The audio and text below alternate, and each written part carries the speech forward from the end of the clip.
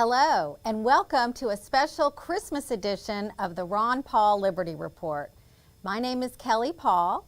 I am Ron's daughter-in-law. I've been married to Senator Rand Paul for 31 years, and today I have the extreme pleasure and privilege of interviewing my amazing mother-in-law, Mrs. Kelley Paul. Carol, it's just such fun to be able to do this today. I know everybody out there loves you and is always asking about you. They want to see more of Lovey, as you are known to our family. You are someone I admire so much. You're not only an amazing support to Ron, but you are a true matriarch. You're the true heart and soul of our family. Last night was the perfect example as we had our pre-Christmas gathering of, how many people did we have last night? Well, last night we all circled the whole kitchen and dining area, and after the prayer, they decided to count off to see how many there really were there for dinner, and we had 52. Pretty amazing. Yes, just my kids. Yeah, just kids and grandkids. Because that's true. You know, my husband, Rand is one of 5. You have 5 kids. How many grandkids? 19 grandkids and 11 great-grandkids. Including the newest. Oh, yes. Finley is 6 or 7 months. 6 or 7 months. The thing I love about the Paul family is when you have a family this big, there's almost always a new baby. Or at least a toddler, which makes Christmas and the holidays so special. It really does. And so much fun. Yes. It really is. What are some of your favorite traditions that we do at Paul Family Christmas? Oh goodness, we have so many and they go back so far. Give me a hint. Well, for me, I love the singing. We have. Oh yes, okay. Singing is really great. Our oldest grandson plays the guitar, and our granddaughter, who has 4 little stair steps from 12 down to 5, and more. We have kids that come in from,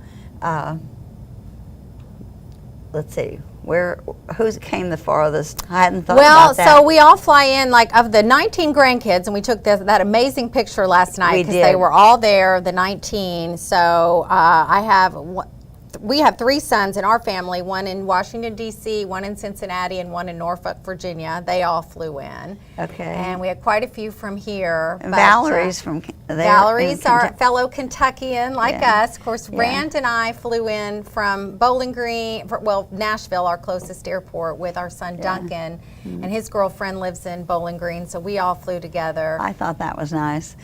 We had different people picking up different people at seemed like every other air stop in the all day long.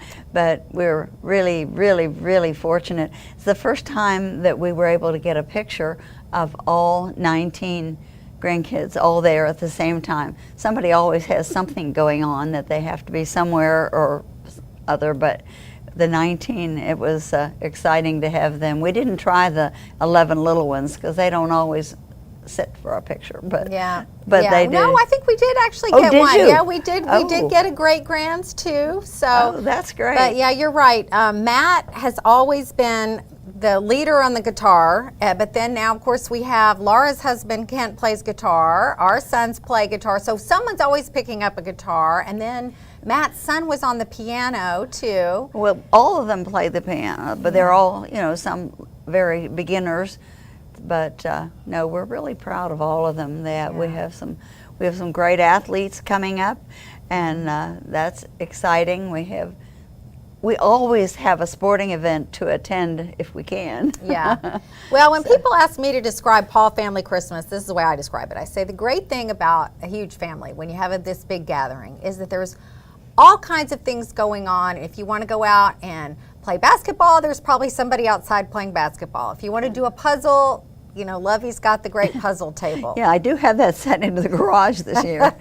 But we have an overflow room for the puzzlers this year. There's always somebody sitting by the fire singing a Christmas carol, or they got warmed up last night, starting with little practice sessions, but the girls did good, and the Vicky's boys. kids are amazing singers. Yes, they are. They and Caroline, being an only one coming from Louisville, Kentucky. Kentucky, fellow but she likes to sing with them, and she's good too. She has a beautiful voice. Yeah, she does have, and they like to sing, and they don't mind being pressured, into saying, "How about your kids singing?" No, I love that then about they're them. all up. They will stand up there and they will perform. I mean, I think my favorite songs that they do are "Happy Birthday, Jesus" in sign language. Yes. That is so beautiful when they all sing that.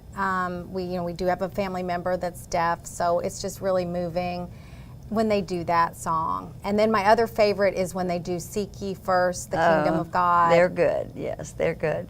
Well, it was exciting as we all held hands around our centerpiece, and I can't remember who started the grace. It's always whoever isn't ready, we call on them. Yeah. But at the end of it, they were saying, "Everybody's here," and they said, "Okay, let's count off." I know. And then we counted off, and I think we got to 51 or 52, I think, with the new baby. So it was really, it was a special night, and we have 3 more nights of it. So I'm so excited if I make it to be part of it all. I know I love all of our traditions and the food. Now you're the architect of all of these joyful traditions. The amazing food, it's always delicious. The decorations, the sense of just family and togetherness. Well, I couldn't do it all without a lot of help. So that is really a good thing. Well, you are an amazing cook, and we have a lot of other great cooks in the family, but you started with the traditional Paul family recipes. You did these amazing cookbooks back in like the 1976, Well, that was right? our secret weapon when Ron was running for office. And he said, "A cookbook?" But it has been well received. People have sent recipes from all over the country. Yeah, you started this, and basically people wanted to be on the Ron Paul mailing list so they would get the annual cookbook. Yeah. And you did what, 12 different years of these cookbooks? Yes. Starting, I guess, basically with the family favorite recipes. That one's, I think that's the first one. First cookbook. But it has. So you have your snickerdoodles in here? The what? Your snickerdoodle cookies? They are in there. They are. But we have, my mother and Ron's mother both have recipes in there. The only thing I found out is that back in their day when these recipes were put in, they used a higher temperature on the ovens because our ovens are so much hotter now. You have to drop down maybe to 350 instead of 375 even, Okay. But that was the only thing I've noticed that needs maybe corrected. I keep saying I'm going to put them all together one of these days and do a finale book, but I haven't done it yet. I just keep telling myself I'm going to. What have you been doing with your time? Oh my goodness. I know. I tell you, you would stay busy in our family just going to the sporting events that all the kids are in. And we are very lucky to have some very, very good and upcoming athletes, and we've had very good athletes. In fact, you wanted to know how I first met Ron. I did, yep. So let's go into that a little bit. Let's tell a little history here.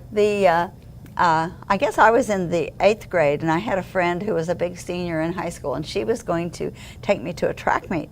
I'd never been to a track meet. So we went, and just about the time that we got there, they were running the 330, 340. Am I right? I can't remember. Anyway, it was a relay. Relay race. Yes, it was a relay race. And our team was losing, and they were way behind. And Ron took the baton. He ran the whole, he caught up with everybody. Anyway, they won it, and I was very impressed. Of course, yes. Oh my gosh, that's pretty dramatic.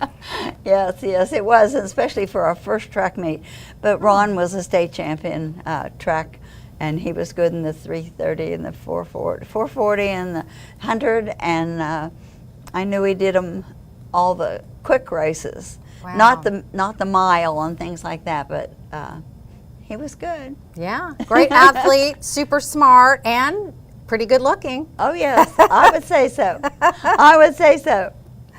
And so you saw him run the track meet, and then tell me a little bit about how you went on your first date. I really probably didn't see him for the next, couple years, really. But seeing that I have a very unusual and special birthday in that it's on February 29th.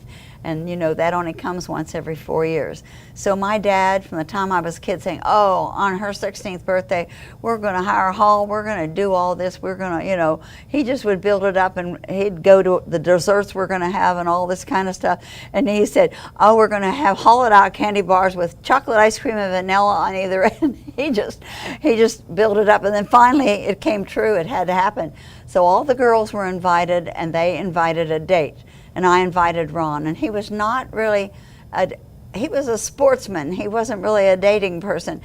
But his brother said, oh, come on, you have to go. She's invited you, and it's her party, And he grumbled a little, but he came. So that was our first day. It was my 16th birthday. So that was special right there. And I was going to tell you more about it, but I can't. And you all dated then the rest of high school, I guess? Well, off and on. I mean, we just off and on. And then he went to college, and I hadn't thought of this, but my mother and I had a symbol. I lived about maybe a half a mile from the school. It was over hill and dale, but you could see our kitchen window. And if I had a letter from Ron, she would hang the dish towel out the kitchen window, and I would know that I had a letter from Ron. That's the first time I've ever heard that. That is so sweet and romantic. Wasn't that? Oh, it was neat. Well, he was not a long letter writer because he was very busy being a good student and honor and all that kind of thing. And he ran track. No, he didn't. He ran a little bit. He had his knee injury, and so working to rehab his knees, he swam on the Gettysburg College swim team to help his running. So, I didn't know that either. But they were great years and carefree. And so when did he propose marriage?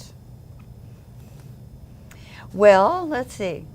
Oh, I can't give you a date, but I can tell you where we were. We were in a park on a hill that overlooks the swimming pool. It was a 50-meter swimming pool. Mm-hmm. And that was something for those days. They didn't have them then. And we were sitting up on top of the hill, and we were, commiserating. I was at Ohio University, and he was at Gettysburg, and all this kind of thing. And so all of a sudden he pops up with his ring, and he says, well, we got to finish school.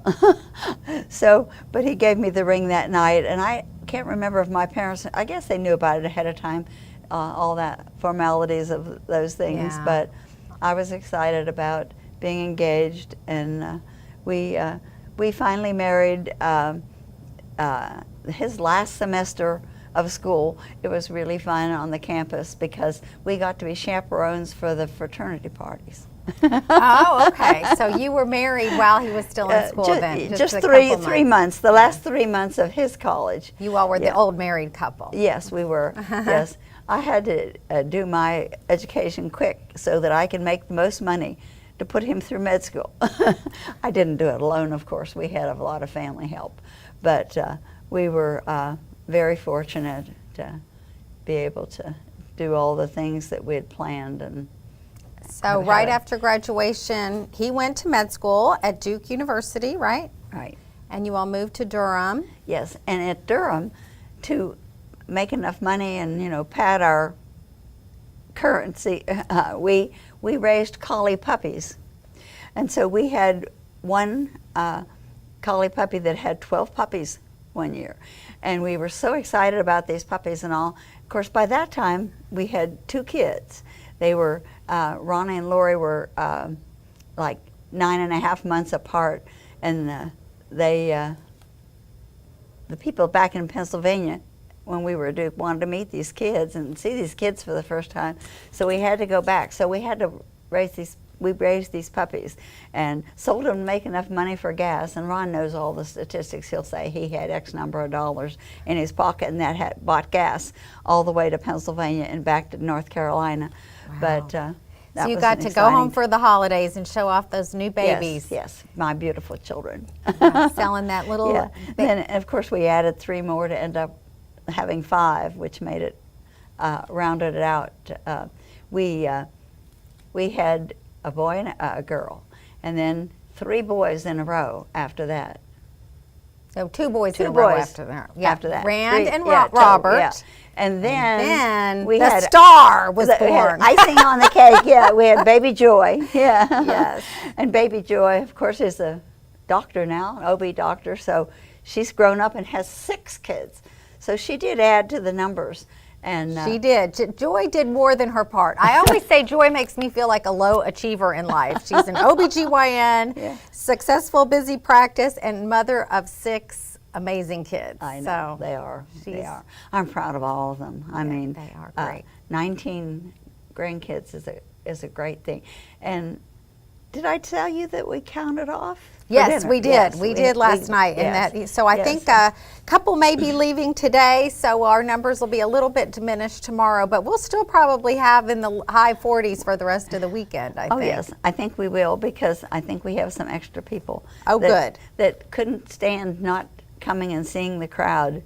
So it's always fun when everybody we'll drops in. We'll have some drop-in people, I know sure. My kids were already up this morning. My kids, my sons, they're grown now, but their favorite thing is always waking up at your house and having the pigs in a blanket. That they can always smell those pigs in the blanket cooking, and you're pulling them out of the oven, and the array of Christmas cookies that are everywhere. Well, I couldn't do it all without Flora. I have this wonderful friend that has worked for me for almost, 15 years, maybe more. She knows better than I do. But we couldn't do it without her. Oh, she's amazing. Yeah, I love her so much. She is, absolutely. She's so amazing. So, but I've been so happy to do all the things that go along with kids, going to all their events and things like that. And my mother and dad wanted to be part of all that, and they moved to Texas, and their last few years lived with us. But Kelley brought samples. Yes. So this is how, the other thing that you are amazing at, in addition to your many other accomplishments, is you're an incredible seamstress and knitter. And I want to talk a little bit about all of the things that you make for the grandkids. But these are some of the stockings that Graham made for the grandkids. My mother knit those. Yeah, and so my boys love those. And then by the time I had my 3rd son, Graham had retired from the knitting. She had a cataract surgery. Oh, that's right. Yeah. And so you made Robert's stocking, and I have it, but it won't show up on the green screen. But it's twice as long as the other one. So you I knit it. You did it. You knitted that one. But you know how to spoil these grandkids, because my mother would be like, "Why is Robert's stocking so much bigger than everybody else's?" Oh. But the one thing now that you do that I think is so special, and it's amazing that you have made 19, I guess all of them haven't graduated from high school yet, but every grandchild that graduates from high school, you create these special T-shirt quilts. Tell everybody about those. Well, we save their T-shirts from young kids on, and special T-shirts, and I make a T-shirt quilt for them. And the one that's coming up hasn't gotten me his shirts yet, and he's in trouble. Oh, yeah. They got it. I remember telling my boys, but then when you made them as their high school graduation gift, they are so special. All my sons took them to college, and they'd have them, and people would be like, oh, my goodness. You basically say, save all your sports or your band or your fun dances or things that you go to. You have all these commemorative shirts, and it's just such a really cool way to keep those. Well, and then Rand wanted one for all his political things. So we did make him one, and he had it in Washington for a while. I don't know whether he has it. It's still in Washington. It's very prominently displayed in his office. You did, because he was like, wow, when he saw one of our kids, he's like, Mom, I need one of those. And so you took a lot of not only his Rand Paul T-shirts and campaign shirts from the first Senate race and the second, but some vintage and really cool Ron Paul shirts from like back in the 70s. And some were kind of thin. Rand had worn them a lot of times. Yes. And I worried about putting them in the quilt, but they're have good backing, I think. Yeah, no, you made such an amazing piece of art out of those shirts, and I have to thank you because Rand never wants to throw anything away, and he will like wear a shirt until it's completely got holes in it. So this way he can kind of keep it. He doesn't have to throw it away. He has this great memory of some of these shirts because he loves to keep things long term. Boys and girls all like the shirts, so I mean, it's one thing that they think about, and I keep worrying about, that I'm not as good as I used to be. It's pretty amazing how many of those that you have made, and you also make other beautiful quilts. I mean, you are a true artist. Well, all my new brides usually got a quilt, so we'll see if I can keep that up. And it's usually a king or queen size quilt, so that's takes a little. Oh, I brag about you all the time to people. I'm like, my mother-in-law is in her amazing sewing room making these exquisite quilts, and you have to be special to get invited to my sewing room. Yes, it's really a mess. I'm sorry, it is a mess. But if I had to put everything away every time, that would take the time away from being able to sew. So sometimes things are half done on the sewing machine and on the table and on the cutting rack, and I get an idea and I think, well, if I had that, and I'd drag out something to look at to make sure that I could do some more. Yep, that sewing room is a true treasure. It's not only got all your works of art in progress, but then it's also the place where you have all of the various Christmas gifts you buy for 19 and all the stocking stuffers. And one year I was in there, remember, I found all these stuff. I'm like, how come you haven't, who's this for? And you're like, oh, I don't know, I bought it and I haven't given out. We basically created a Dirty Santa game out of all of the stuff we found in your sewing room. It was a lot of junk. But we had good things. We had some fun things. Yes. I still have a tablecloth in there that Mother embroidered, and different things that I have, and that are really are new, but they're old pieces of work. But Mother was good at handwork too, so that was kind of fun to carry on that tradition. But that room is a mess. But I came across an item. I was shopping last year, and I found a glass case, and it was on sale. Well, it was on sale. I had to get it, and I can put all my quilts. Each baby that's born gets a baby quilt, and it's a heart quilt. And since I'm lovey to my grandkids and anybody else that wishes to call me that. Yeah, even their friends call you lovey. I know they do. I know they do. When they can't, they can remember better than I can. I keep thinking, oh my goodness, I know that kid, but which was she a friend of which kid, and etc. But life goes on in the fast lane. Yep. Well, your quilts are amazing. I knew when I was dating Rand and we came down here, I remember it was November and you were taking the Paul family Christmas photo, and you had made sweatshirts for everybody, and every kid had a color with their Christmas tree design on it, and it was like Lori's family was green and Ronnie's family was a different color, and everybody had their thing, and then as they got, all their little kids had that color. So you had all 5 of your kids with their various things. And the next year when Rand and I were married, we didn't have any kids yet, but we had our Christmas t-shirts on, and I thought, wow, this is an amazing woman to have all of this organized so well. So I knew you were something special, and you truly are. I was an only child, and so and married Ron, who was one of 5 boys. So I learned about groups then, and of course my mother always was so worried because I was an only child. That she wanted to make sure that I was well-rounded, and I had tap dancing lessons and etc.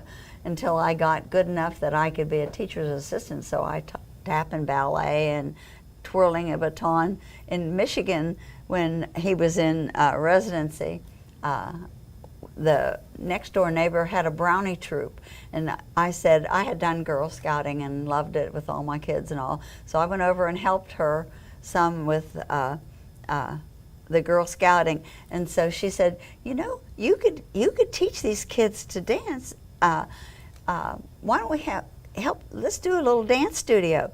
So in the basement of this home that we were renting while Rand was in residency, I had a studio and taught tap, ballet, and twirling. Oh my goodness. And I used one of the clothes posts that when you hung your clothes out, you had posts that held the sheets and things up.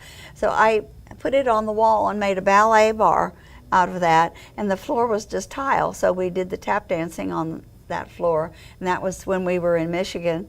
And so I taught probably a year before Rand was born. Okay. I can gather which kid, you know, was in on the dance studio. But we've done a lot of things, and we've made it. So, and we worked hard, and we loved every minute of it. I mean, it's been a wonderful life. I feel like Ron has given so much to his country. Just and all the things he's done. Yes, but you know, you are the support. You are the person that has made life so joyful and so incredible that he could do that. And I try. Yeah. And you know, well, let's just close with one fun memory that I had that you told me about, another political wife, when former First Lady Nancy Reagan and Ronald Reagan came to campaign for Ron, what she told you. They did. As they were leaving, Nancy Reagan gave me a hug and said, "Oh, I hope our Ronnies win." I just think that's so endearing and sweet. Well, she was so cute. She was really a lovely lady. Wow. Very, very sweet. Well, so are you, and I just want to, this Christmas, thank you for all the joyful holidays and all the moments that you have created. We're so lucky, and we have such talented kids, all of them. Wow. And I can't mention all of them because there's too many of them, but they're all wonderful. Well, I love you, and thanks so much for doing this today. And I'd just like to say Merry Christmas to everyone out there, and thanks for watching.